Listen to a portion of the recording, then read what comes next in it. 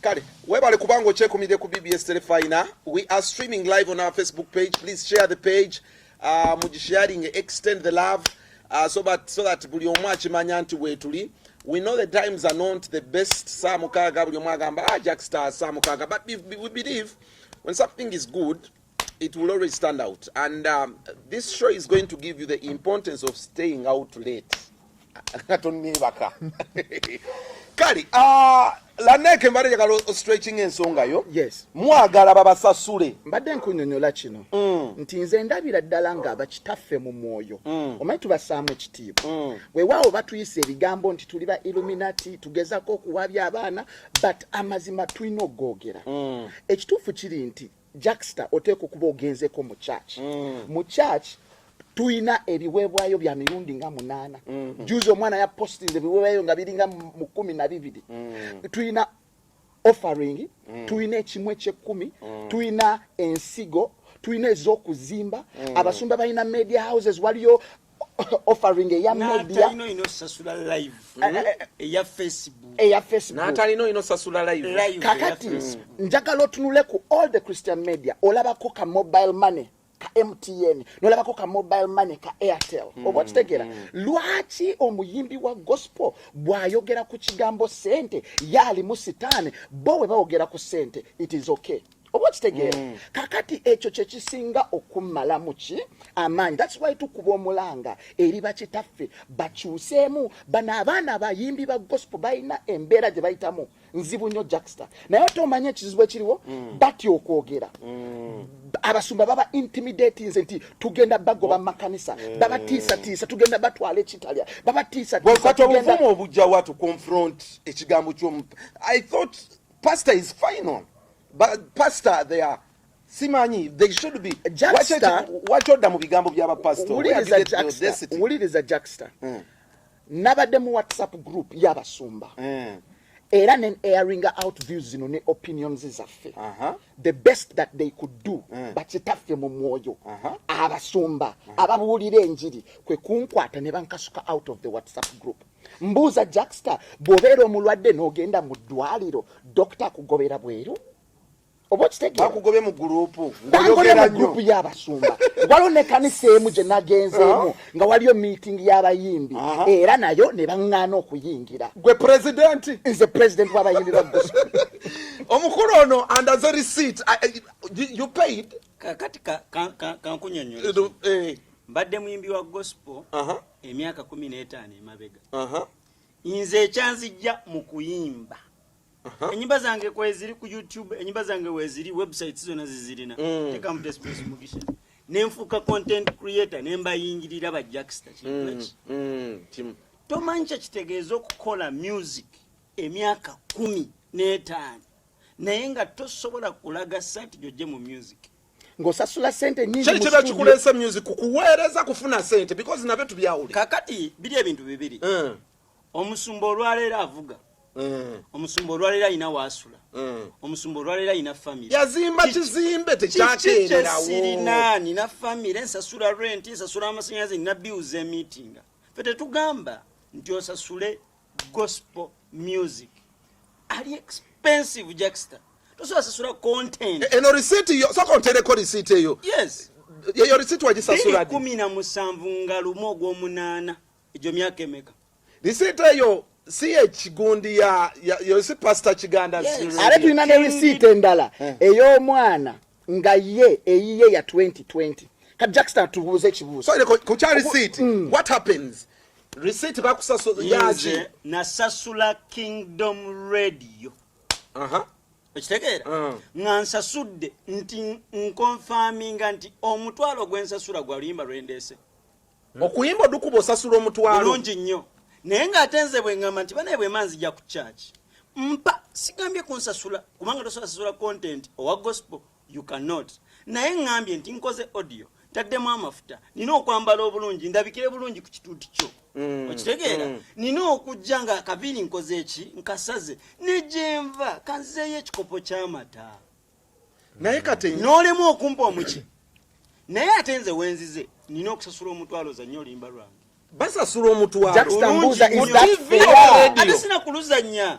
mutwalo bingire mu system ogula kibanja mu computer kya mutwalo teka nawe Brandon what is happening is could this be true tugende mu story ndala nze nja kugamba njagamba ekintu kimu bwolaba zezo receipt ezo zolaba so yeyo receipt bwefaanana to duplicating ebintu wano nondetera receipt eyo giraba eriko receipt number ekitabo katino Jackson kasoke kunyonyola sokola bekino nze nno olwa opinions empaayo olwa views olwa obulumi eno yabadde eno post eno yabadde kali ku WhatsApp bansindikidde WhatsApp ngeva ku namba eyo ngeva ku mwami oyo nga baŋŋamba gwogenda kitalya era weetegeke essaawa yonna era nze ninze ennaku bbiri because of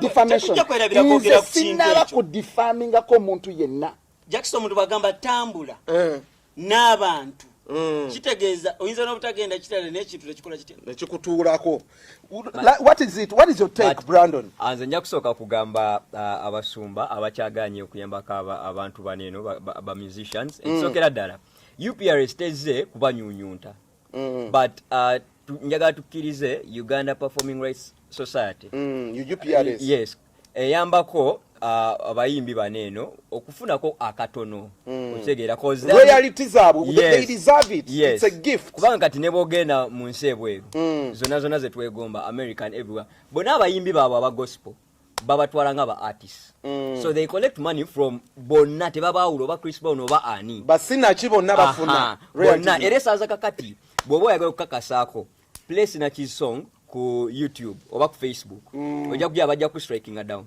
not because mboba ki but kino criteria nti bana abantu balina okufunamu akatono kubanga njaga nkubulire katono muyimbi katono nyo kakizo nzijawo soko katono kamala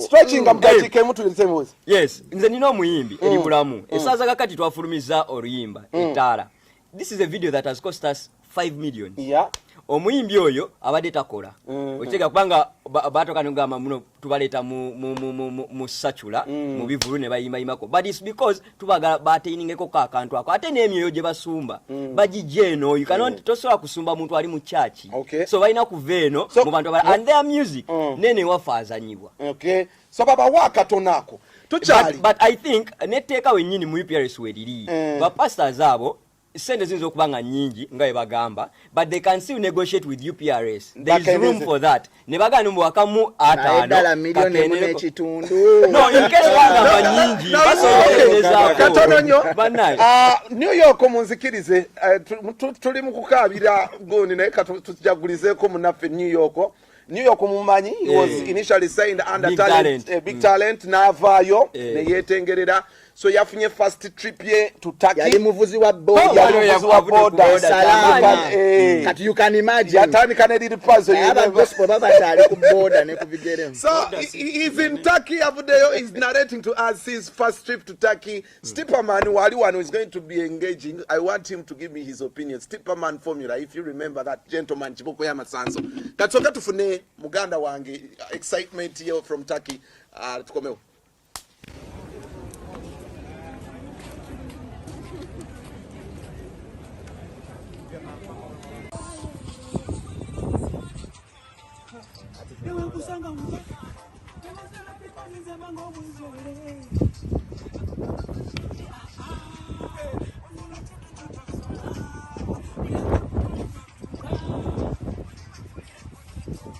navuddeyo nalabye ebibadde sirabangako nafuseeko mu nnyonyi wali ogifuseemu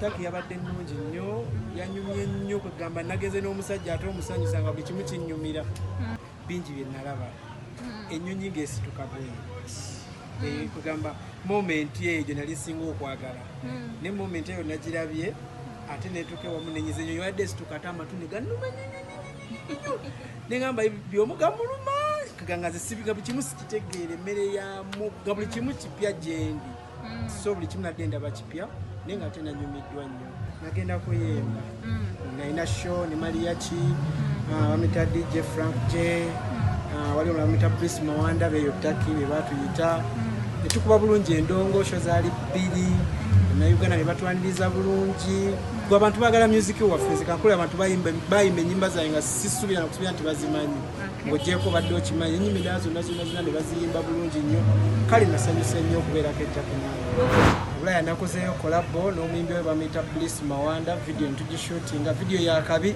erimu zino zitrain zino ez'amasannyalaze banenzeegombo zirabako e Uganda eyimbiga ebizimbe ebiwanvu zinakisobose noza njabbayo kakiripu kamu alabeko k'abantu sente nga mmekazi wakomyewo naze Uganda ekyaddala nazze ne sente z'ettaki nga njagala tisiko zibeereko kewaka nzirabeko nga olwenzirabako nzijukira nti nabaddeko ettaki sente ngenda kuta video empya nina South Africa nina South Africa nina ne Dubai yes trip endala zonna shows Katonda yaguddewo emikisa gyo no yes time yo bwetuuka buli kimu kyekola ate bannayuganda babaddewo from wenatandikira music nagwenza ennyimba bazze bampagira nekino kibadde kingwana era nakyo nkituuseko era nebaza Katonda n'ebirala byeyongera okujja nga bingi Big Talent yakolako kye yakola yes kati nentandikirawo we yakoma nange we neeyongeddeyo sijja kwekwasa nnyo Big Talent obutalinya nnyonyi naye nayo kye yankolerako yakinkolerako ng'omuyimbi then nendaga nti olina kukola boti ne boti era nange kye nakoze neneeyongerayo obadde okimanyi yakuleetedde olinya ennyonyi zino zonna suubira music wange yenna but abasinga bayagadde nnyo oluyimba lwebadde okimanyi naye nga music wange yenayina abantu bamunyumiddwa bamwagadde babadde baagala okundabako nfaanana ntya nnyimba kale nanyumiddwa nnyo webale kubanga okyalaba kulikayo New York. New York is a youngster. He has avudde ettaka mwe muyina yaani mu gospel. Muganda wange just nchimanyi wine ndaku I'm sorry, I'm not talking about this, but olaba mu makanisa gaffe omuyimbi wa gospel bw'aba ayagala tegekayo launch pastor bw'akuyamba natagamba nti program ejjudde ey'ekkanisa omwaka mulamba n'akuyamba n'akuwa show akucharginga ez'ekifo n'akucharginga ez'ebyuma n'akucharginga amazzi ga toyi ne pastor Bugembe oba okitegeera ne Bugembe wuliriza nkunnyonnyola ekiri mu yeekaalu gyendi oba okitegeera we are speaking up for so many abatasobola speaking up for themselves wano wondaba I'm representing thousands of artists obulumi gospel ya bwerere atuweyo TV oba radio ya gospel yali ku byakalango k'omwana aka concert ku bwerere oba okitegeera Jackster oganya okumpa sente nga mpeereza ku kituuti kyo oba okitegeera kati ate onkyajinga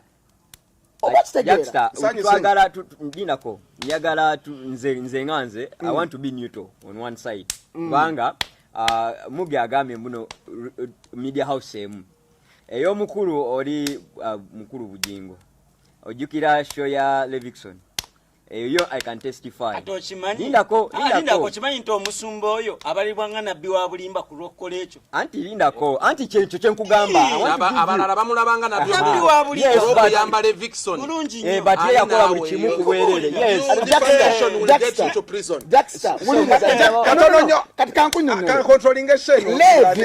Levi kyali wange Levi yaŋŋamba bw'ati naŋŋamba laneeke okimanyi ntambudde media zonna ngamba saba sponsorship bampe show obulango n'ez'abalokole oba okitegeera yaziyitamu bw'ati emu yokka ye yamuwa eya pastor Gundi Bugingo Stipperman nsanyisa okulaba you look good tugezaako muganda ova manga gaabwe lulibanga wali Canada wali Sweden wali Abu Dhabi where ati sikolera wamu sente diriwo Australia kata Australia ebyokuyimba bivaako birimu nera nga omwana badde boogera wano badde bawulira ngenda kukiramentingako ekintu kyabadde baliko soko ombuulire okay give me your take when you see this happening in the gospel. I know you're a secular artist take your right wano to give me how can they ekintu kyebakola is it wrong kati olaba nze ate wenkiraba olumu bo babatekinga for balowooza ati ngeri gye disciplined nnyo omuntu wa gospel abeera disciplined abahambo kakati batekinga that advantage nti olwokuba nti wampisa titalina kufuna talina kuyimbira Mukama nate nga bo kibi okuyimbira mukama stipa si kibi naye kati omuyimbi nga omulaba alina image wayimirira ku stage waliwo abamufollowing mutwalo abantu bamukolo ensi yonna tugambe but there are more avenues of making money other than church. Why don't you church wache mu bonga bazijja mu church yes sir, come correct pastor agenda kuvuga moko yettabu ate nga singa star teja sabira star mu church awo niwo muyimbi oyo kolaba atambula ensi yonna alina olabikanga star kyokola ne corporate atugi enforcing by the way kubanga omuyimbi okulaba oyo alina okubanga alina ebintu ebiri extra kubanga alabibwa abantu bangi ate abantu balina omwegomba inspire katoka tulabe Suna Ben yatandise endongo simanyi oba kyayingiridde kyekituufu Suna Ben mumumanyi is a blessed guy Masaka avaya akube ekinyanyanya ne muganda wange Mbaziira so yakufunizaayo ridimu. Let's first tugirabe mukko bwe tudda njagala mumbuulire honestly what contribution does church play for a gospel artist? Singa church teriwo, can we have gospel artists right now? Teriwo chogedde teriwo katoka tulabe Suna Ben n'endongo gyatandise